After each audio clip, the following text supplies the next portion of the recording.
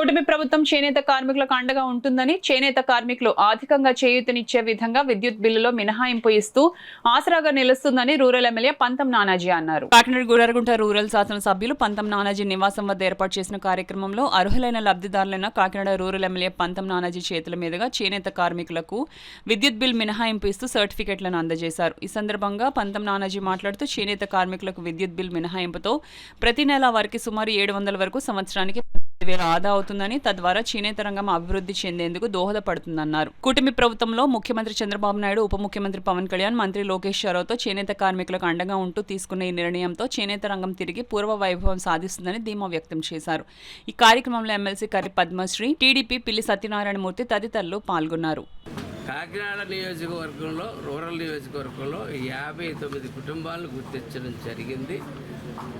ఇది మొన్నంత ముందు మనం నోట్ చేసుకున్నటువంటి ఈవేళ నిజంగా మగ్గం ఉండి నిజంగా చేనేత చేస్తున్నటువంటి వాళ్ళు 59 మంది కాకుండా ఇంకా ఎవరైనా ఉంటే మేము ఇన్స్పెక్షన్ చేసి వారికి కూడా ఆ పథకం వచ్చేటట్టు చేస్తామని చెప్పి మేము తెలియజేస్తా ఉన్నాం. ఇవాళ చంద్రబాబు నాయుడు గారు, పవన్ కళ్యాణ్ గారు ఒకటి గుర్తుపెట్టుకోండి, సూపర్ 6 అనే పథకం ఒకటే కాకుండా దాన్ని మించి ఇప్పుడు 4-5 పథకాలు వారు స్వచ్ఛందంగా అరగనయ్యి ప్రజా అవసరాలను గుర్తించి చేయడం జరుగుతూ ఉంది.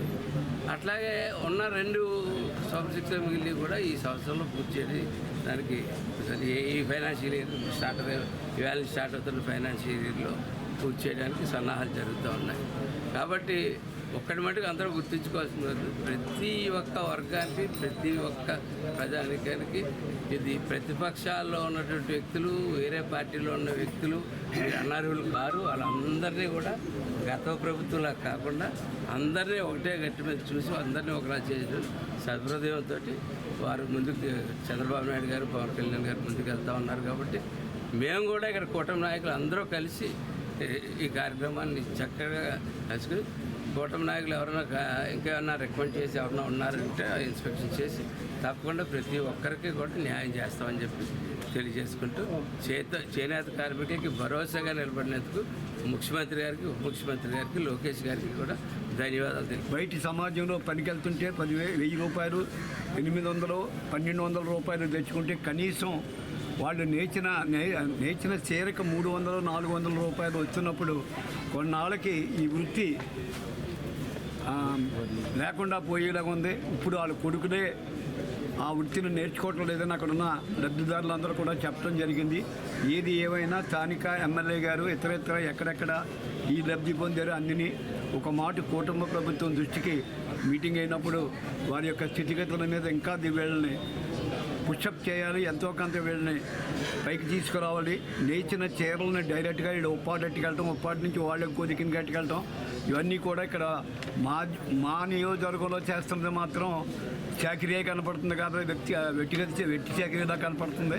కానీ ప్రభుత్వం దృష్టికి ఎమ్మెల్యే గారిని మేమందరం కూడా తీసుకెళ్ళి లోగడ ఏమన్నా చేయదలుచుకుని ఇంకా చేస్తే ఈ వృత్తి కొనసాగుతుందని అందరికీ తెలియజేస్తూ, ఏది ఏమైనా ఇచ్చిన మాటలు నిలబెట్టుకున్న కూటమి ప్రభుత్వానికి చంద్రబాబు నాయుడు గారికి కానీ, లోకేష్ బాబు గారికి కానీ, పవన్ కళ్యాణ్ గారిని ప్రత్యేకమైన కృతజ్ఞతలు తెలియజేస్తాం. పెట్టింది పేరని చెప్పుకోవచ్చు. మన జిల్లాయే కాదు, రాష్ట్రం అంతటా కూడా ఇలా ఎన్నో స్పాట్స్ ఉన్నాయి. ఇవన్నీ కూడా రికగ్నైజ్ చేసి తద్వారాగా వీళ్ళందరికీ కూడా ఫైనాన్షియల్ సపోర్ట్ ఇవ్వడం రకరకాల ఏ రకంగా వీలైతే ఆ రకంగా ప్రభుత్వం ఆదుకుంటుంది. రాబోయే రోజుల్లో డిజిటల్ మార్కెటింగ్ కూడా చేసే అవకాశాన్ని ప్రభుత్వం వీళ్ళందరికీ కూడా కల్పించే అవకాశం. ఎందుకంటే ఎక్కువ మంది ఎప్పుడైతే మనకి మధ్యవర్తులు తయారవుతారో వీళ్ళకి అంటే మ్యానుఫ్యాక్చర్ చేసిన వాళ్ళకి లాభాలు తగ్గుతాయి. సో డిజిటల్ మార్కెటింగ్ ద్వారాగా వీళ్ళకి డైరెక్ట్గా అంటేనే మ్యానుఫ్యాక్చరర్స్ నుంచి కొనుక్కునే వాళ్ళకి డైరెక్ట్గా వెళ్తుంది. తద్వారా ఏంటంటే మనకి మ్యానుఫ్యాక్చర్ చేసిన వాళ్ళకి లాభం ఎక్కువ వస్తుంది. సో దీనికోసం కూడా ప్రభుత్వం ఆలోచన చేస్తుంది.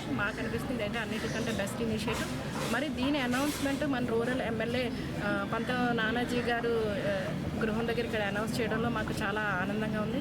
సో మన అందరూ కూడా ఇనిషియేటివ్ సక్సెస్ అవ్వాలని చెప్పి, అలాగే రికగ్నైజ్ అయిన హౌస్ హోల్డ్స్ వచ్చేసి 59, ఇంకా ఏమైనా ఉంటే కూడా దయచేసి తీసుకొస్తే ప్రభుత్వం తోడుగా ఉంటుంది. అలాగే మన ఎమ్మెల్యే గారు కూడా ఇది సక్సెస్ఫుల్గా ఇనిషియేటివ్ ముందుకు వెళ్ళాలని చెప్పేసి సపోర్ట్ చేస్తాను కోరుతూ, అలాగే కూటమి మన పంతం నానాజీ గారు కూడా ఆమోదించి అందరినీ అమలు చేయడం అనేది చాలా సక్సెస్ఫుల్ విషయం. ఈరోజు ఒక అగ్గిపెట్టెలో చీర తయారు చేసింది మన చేనేత కార్మికుడికే దక్కిన అవకాశం అని చెప్పి ప్రతి ఒక్కరూ ఇది గ్రహించాలని చెప్పి అందరికీ తెలియజేసుకుంటున్నాను. సూపర్ 6 పథకాలు, ఇంత ఆర్థిక క్షోభం ఉన్నా, 10 లక్షల కోట్ల ఆర్థిక క్షోభం ఉన్నా, అప్పులు పాలైపోయి ఉన్న రాష్ట్రం ఉన్నా, కానీ చంద్రబాబు నాయుడు గారు, పవన్ కళ్యాణ్ గారు వచ్చిన తర్వాత ప్రతి హామీని నిలబెట్టుకుంటూ, అదేవిధంగా మా యువనాయకుడు ఏదైతే హామీలు యువకాలంలో ఏదైతే హామీలు ఇచ్చారో, ప్రతి 100 మైళ్ళకి ఒక హామీ ఇచ్చారో ఆ హామీలను నిలబెట్టుకుంటూ కూటమి ప్రభుత్వం విజయ పదంలో ముందుకు సాగుతున్నందుకు ప్రతి ఒక్కరు ఇవాళ యువత, రైతు, చేనేత కార్మికుడు ప్రతి ఒక్కరు ఈరోజు ఆనందం వ్యక్తం చేస్తున్నారని చెప్పి అందరికీ తెలియజేసుకుంటూ, రానున్న రోజుల్లో మరిన్న హామీలను నెరవేర్చుకుంటూ మరి రాష్ట్ర అభివృద్ధికి చంద్రబాబు నాయుడు గారు, పవన్ కళ్యాణ్ గారు కూటమి ఎంపిక చేసామండి. ఈ జిల్లాలో అయితే 2200 మంది లబ్ధిదారులని ఎంపిక చేసామండి.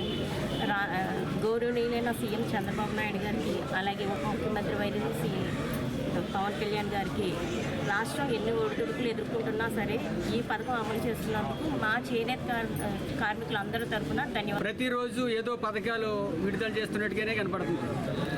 ఇదంతా కూడా ఉప ముఖ్యమంత్రి పవన్ కళ్యాణ్ గారు, మన ముఖ్యమంత్రి చంద్రబాబు నాయుడు గారు ఒక ధైర్యంతో, ధైర్యం అంటే కేంద్రంలో నరేంద్ర మోదీ గారు ఉన్నన్నాళ్ళు మనకేం డోకా లేదన్న ఆలోచన. అంటే మోడీ గారు ఇక్కడికి ఆంధ్రప్రదేశ్ నుంచి ఏమడిగినా కానీ, మన ఉప ముఖ్యమంత్రి గారు ఏమడిగినా కానీ అన్ని రకాల పథకాలు కాదు, కావలసినంత సౌలభ్యం వారికి ఇవ్వడం ఒక నిజంగా ఆంధ్ర ప్రజలు చేసుకున్న అదృష్టంగా భావించాలి. ఎందుకంటే నానాజీ గారు మొన్న చెప్తూ జరిగింది, గత ఎమ్మెల్యేల కంటే 1 కిలోమీటర్ కన్నా నేను రోడ్డు ఎక్స్ట్రా వేస్తానని చెప్పేసి, రోడ్డే కాదు అనేక కార్యక్రమాలు. ఇది ఒక ధైర్యం. వారు ఏదైతే ఉప ముఖ్యమంత్రికి ఇచ్చే ధైర్యాన్ని బట్టి మనకి ఇక్కడ పరిపాలన సాగిస్తున్నారో ఆ విధంగానే కూటమి ప్రభుత్వాన్ని ప్రజలు కూడా ఆదరించాలి.